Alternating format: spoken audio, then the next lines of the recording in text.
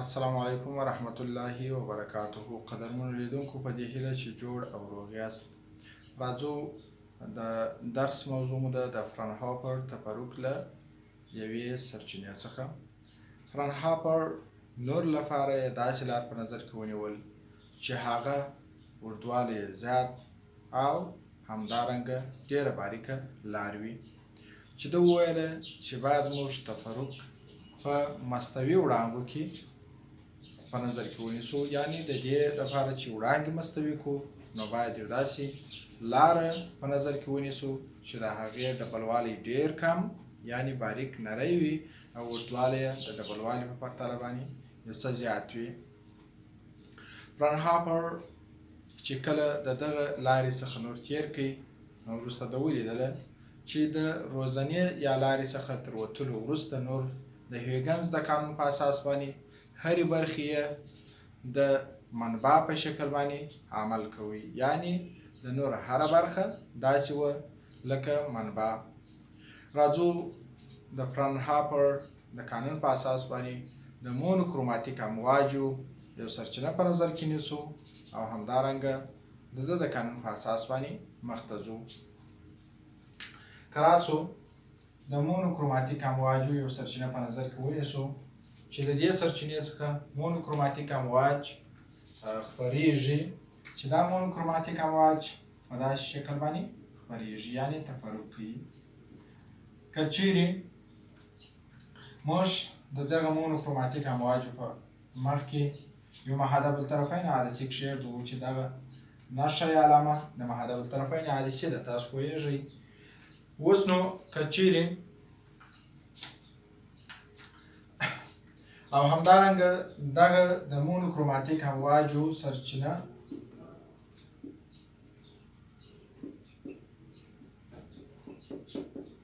د مونوکروماتیک امواجو سرچینه چې دلته پرته ده دا د محدب الطرفین عدسي په محور کې قرار لري. نو هغه وړانګې چې پر عدسي باندې لګېږي په دې ډول باندې لګېږي، یعنی په غیر موازي ډول باندې حرکت کوي او پر عدسي باندې لګېږي. کله چې له عدسي څخه وځي موږ او تاسو پوهېږو کله چې د محدب الطرفین عدسي په محور کې د نور سرچینه پرته وي، نو کله چې وړانګې له عدسي باندې لګېږي او د عدسي څخه وځي نو د وتلو څخه وروسته په موازي ډول باندې ټولې وړانګې یو له بله سره حرکت کوي، یعنی دا وړانګې په موازي ډول باندې خپرېږي. داسې اوس د دې لپاره چې دا ټولې وړانګې زموږ په کار نه دي، یو کوچنکه لاره یا یو کوچنکه سرچینه زموږ په کار ده، نو باید د دې وړانګو په مقابل کې یو داسې ماده کښېږدو، یو داسې جسم کښېږدو چې نورې وړانګې بلک کړي یا یې له منځه ویسي او یوازې هغه برخه چې کوچنکه لار زموږ په کار ده د هغه کوچنکې لارې څخه وړانګې تېرې شي. نو راځو دلته یو داسې یو جسم ایږدو چې د هغه څخه ځینې وړانګې تېرې شي، مثلا دا برخه وړانګې تېرې شي داسې چې دا روزانه یا لار د ډي قطر لري، یعنې د دې لارې قطر یا ډبلوالی د ډي په اندازه د ډي قطر لري. اوس نو کله چې د دې څخه وړانګې تېرې شي دا وړانګې په مقابل کې یو بل عدسي ایږدو، د دې وړانګې په مقابل کې یو عدسي ایږدو، دا به هم البته محدب الطرفین عدسي وي، چې دا محدب الطرفین عدسي باندې چې کله وړانګې ولګېږي نو هغه وړانګې چې راساً راغلي دي بغیر له انحرافه څخه په دې ډول باندې چې دلته د او په نقطه کې یو روښانه نقطه جوړوي یا ځلېدونکی تداخل منځ ته راځي چې دا به تر ټولو هغه روښانه نقطه وي. اوس دغه فرده یا سکرین د محدب الطرفین عدسي که دې ته د ال محدب الطرفین عدسي ووایو او دې ته هم د ډي محدب الطرفین عدسي ووایو، نو د ډي د محدب الطرفین عدسي په محور کې قرار لري. دغه سکرین یا فرده چې موږ او تاسو یې دلته رسم کړی دا د ډي عدسي په محور کې قرار لري. که نورې وړانګې چې انحراف کوي په نظر کې ونیسو په دې ډول باندې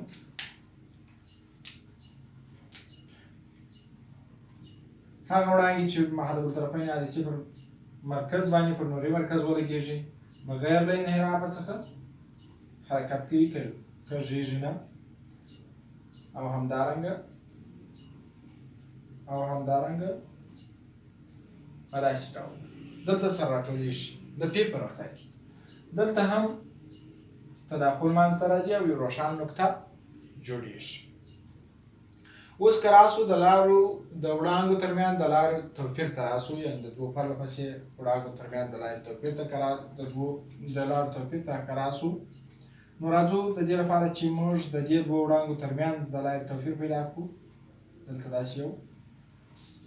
عمود خط رسموو چې په دغه نقطه کې 90 درجې زاویه جوړه شي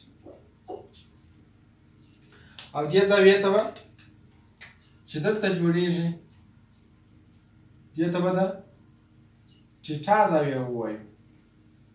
ټیټا زاویه د دې لپاره چې د لارې توپیر پیدا کړو راځو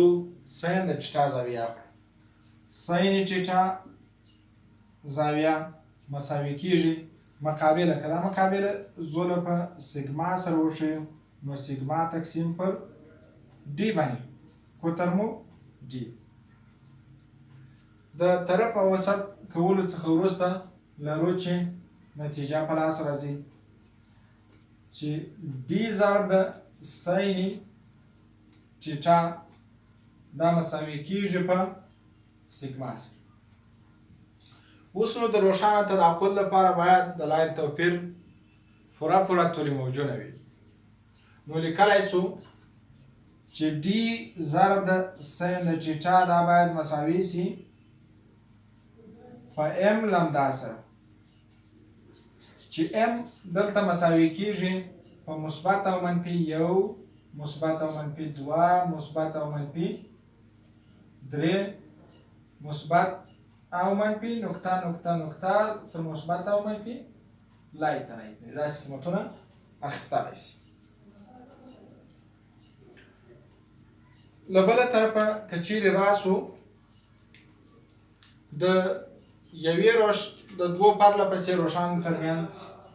د فاصلې د پیدا کولو لپاره یعنې د دغه وای د پیدا کولو لپاره که چیرې دا فاصله وای سره وشي د دې زاویې سین اخلو چې دا زاویه هم البته باید یادونه وکړو چې د ټیټا زاویې سره مساوي ده. نو دې ته هم د ټیټا زاویه ویلی شو. سین د ټیټا زاویې دا مساوي کېږي مقابله یا وای تقسیم پر وتر باندې. وتر دا چې موږ تاسو وویل چې سکرین د محدب الطرفین عدسي په محراق کې قرار لري نو دې فاصلې ته اف ویلی شو تقسیم پر اف باندې چې دا مساوي کېږي یعنې که د وای قیمت په لاس راوړو نو وای مساوي کېږي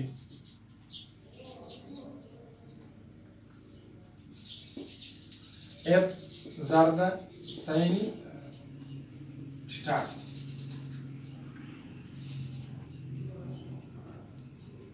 له بله طرفه موږ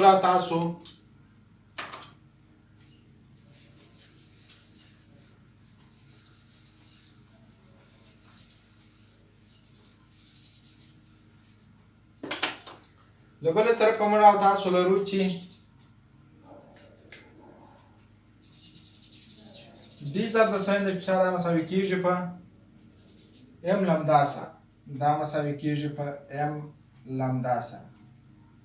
که چیرې ام مساوي 1 سره سي نو ډي ضرب د سین ټیټا دا مساوي کېږي په لمدا سره. او هلته موږ تاسو لرو چې وای ضرب د وای مساوي کېږي په ار ضرب د سین ټیټا سره. یا موږ تاسو داسې لیکلی شو که د سین ټیټا قیمت پیدا کړو نو سین د ټیټا مساوي کېږي لمدا تقسیم پر ډي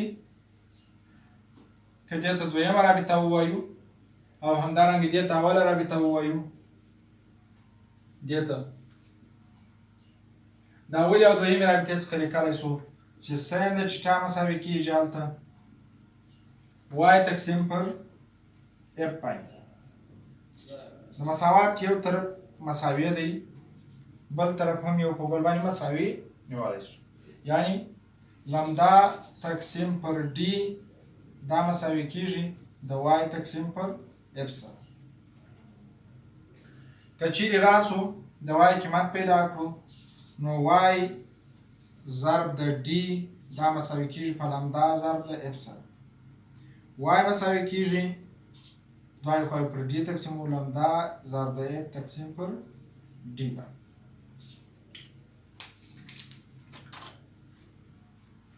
ګرانو محصلینو باید په دې باندې پوه شو چې وای د دوو پرله پسې روښانه نقطو ترمنځ فاصله ده. اما که چیرې موږ وغواړو چې د دوو عیني نقطو ترمنځ فاصله پیدا کړو، یعنې هغه دوې نقطې چې عیني تداخل پکې منځته راځي او شدت یې یو رقم دی، د هغو ترمنځ فاصله پیدا کړو، نو راځو هغه دویمه نقطه به هم رسم. د نقطې د رسمولو لپاره که راسو هغه وړانګې چې پر عدسي باندې لګېږي پر نوري مرکز باندې په مستقیم ډول باندې نقطې ته راځي، او هغه وړانګې چې دلته راځي تقریبا داسې، او همدارنګه د عدسي څخه تر وتلو وروسته دې نقطې ته راځي، او هغه وړانګې چې پر عدسي باندې داسې لګېږي او دلته راځي، یعنې په دې ډول باندې چې دې ته هم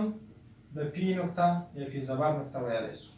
چې یوازې د دوی په جهت کې اختلاف دی. مثلا دا پر د وای د محور پر مثبت جهت باندې قرار لري،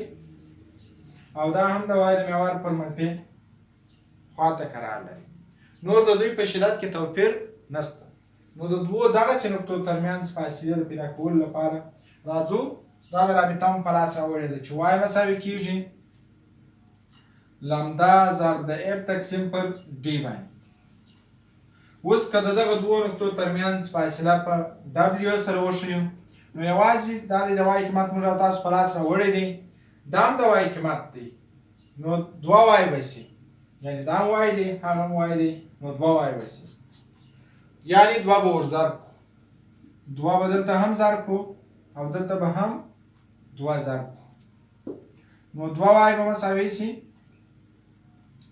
دوه لمدا اف تقسیم پر ډي باندې. یعنې دې څخه داسې نتیجه په لاس راځي که دوه وای پر ډبلیو سره وښیو نو ډبلیو به مساوي شي دوه